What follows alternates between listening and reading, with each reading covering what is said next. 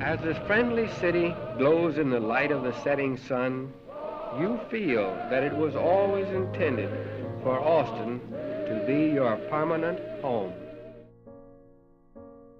I've always kind of viewed history as it's like a tapestry with a lot of little threads, and each of those threads is our little stories. And if you remove those threads, you lose the tapestry. We need all those threads and we need all those stories so that current and future generations can understand what Austin was, is, and will be in the future. And we need a place to save that history. I'm Mike Miller, the manager of the Austin History Center. The Austin History Center is the local history division of the Austin Public Library, and we preserve the history of Austin and Travis County. We have some really fun and interesting things here. Letters, diaries, records, photographs, maps, books, video, audio, oral histories. This is a record of arrests. You have someone arrested for fast riding. And that's not fast riding as in riding, it was fast riding. So they were speeding on their horse through town. What the public sees when they come in is only about 2% of our collections. Let's go take a look behind the scenes. We're in the O. Henry room, where we store one of the largest O. Henry collections in the country. O. Henry is one of America's most well-known short story writers, and he lived here as William Sidney Porter, and he was working for the First National Bank in Austin as a bank teller. He was indicted and convicted of embezzlement and sent to the federal penitentiary in Columbus, Ohio, where he started his short story writing and adopted his pen name, O. Henry.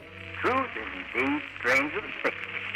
All of my stories are actual experiences that I've come across during my travels. This is the only recording of O. Henry's voice. So now we're in the mayor's room. This used to be a public space, but we had to convert it into offices for our community archivist program. Hi Esther, what you working on today? I am working on the first Vietnamese American newspaper. It is really amazing to read about when the Vietnamese first came here after the fall of Saigon and the lives that they had to reconstruct, in this new and strange land. We have 3 community archivists who go out into the field and work with the Mexican American, African American, and Asian American communities to make sure that their stories are preserved. This is where we store over 35,000 drawings of buildings throughout Austin or buildings representing the work of noted Austin architects. And one of my favorites I'm going to show you now is the working drawings that they used when they built the Travis County Courthouse. It's almost like a piece of art in and of itself.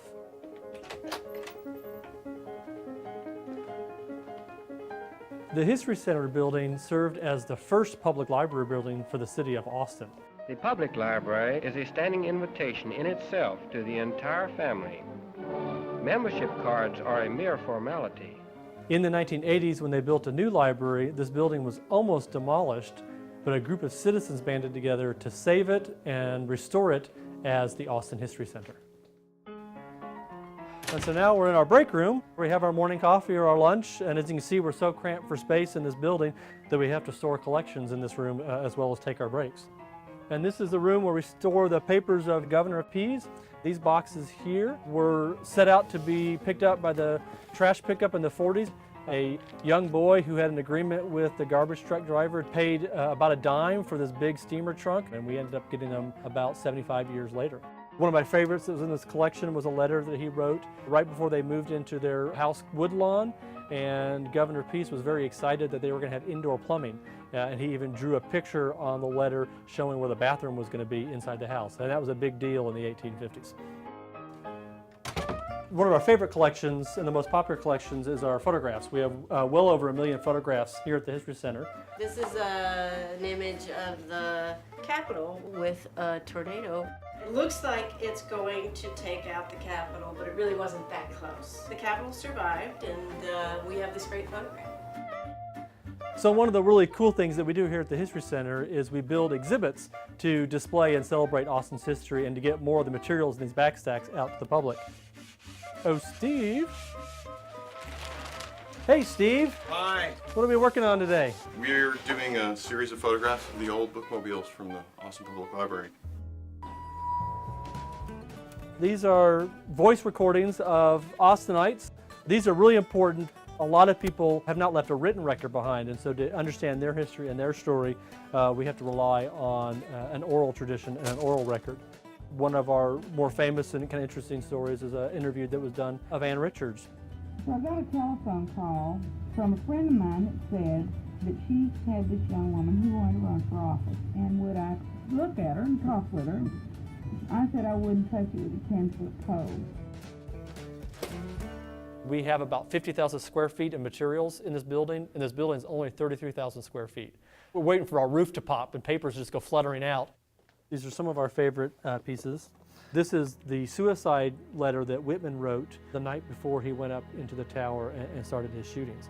A Marine veteran who was an expert marksman shot and killed 10 unsuspecting noontime strollers on the University of Texas campus today. And you can see it's both typed and handwritten.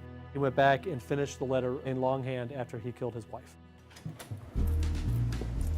All right, and now for my favorite place to work during the summer, it's our cold storage vault. This is where we protect photographic negatives and moving picture images.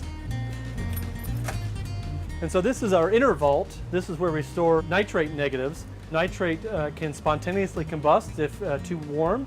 This is why a lot of movie houses in the 20s burned down.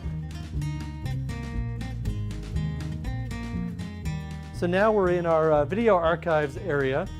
We have well over 30,000 hours of video. We have a dedicated video archivist to help us process these materials. Tim, what are you working on today? I'm working on a documentary on the Armadillo World Headquarters. That was a world-famous club here in Austin. The famous first flight of Trans Armadillo Airways made of 2 giant enchiladas. So this is important work for documentary filmmakers that might want to use this footage in the future? It sure is, because we've had several over the last few years. It's important to preserve it. Yeah. Later they used burritos because they found that the contents would spill out from the end of the enchiladas. Follow me.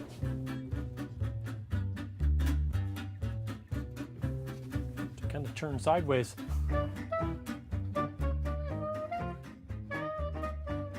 We have to get very creative with how we fit things and constantly shifting things around, just trying to make room.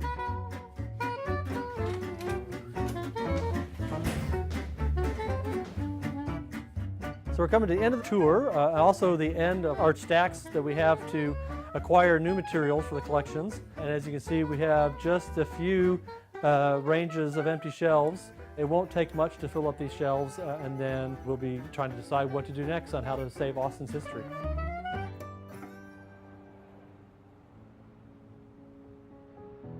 The Austin of today is definitely not the Austin of when it was founded.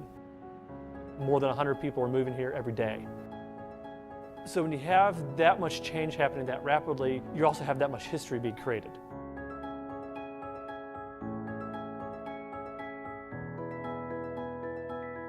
And we need to save that history to hold the fabric of our community together.